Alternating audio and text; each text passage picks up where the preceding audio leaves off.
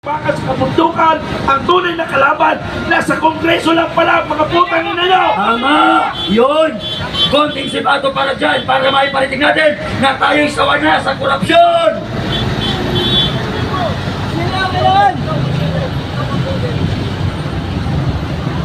Mga kapatid, thank you very much. Ingat kayo sa biyahe ha. Huwag na kayo maghulog sa SS at Pag-ibig. Kakainin lang ni Martin Romualdez yan. Huwag na rin kayo magbayad ng buwis. Yung PhilHealth nyo, punitin nyo. Yung SS at Pag-ibig, huwag na. Kakainin lang ni Martin Romualdez yan. Kayo lang ang nagpapakahirap. Yung Marlikapan. Yung Maharlikapan, alam niyo ba kung magkano ang budget ng Maharlikapan? Ngayong 2025, 200 billion! Wow! Nasana yun, nasana yung 250 billion. Nasa pulsa nila, pinag-hati-hatian nila. Ay, grabe.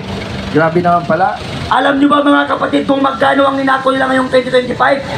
6.320 trillion! Ah! Ang laki! Laki! Pinag-hati-hatian nila. Ha? Tapos, ang nasa bulsa natin, bariya, kukunin pa nila. Tapos, ang ninako nila, trillion-trillion. Oo. Yung mga kababayan nga natin, nahirapan bumayad ng mga pamasahe lang. Hirap sila maghanap ng propang pamasahe. Sila, trillion-trillion, billion-billion pesos. Ninana. Tama. Kaya yung mga barya, yung mga pera, sa bulsa nyo na barya, mag-ingat kayo. Baka pati yan, kainin pa ni Martin Romualdez na magnanakaw na kawatan. Dati, nung bata pa ako, akala ko, ang buhaya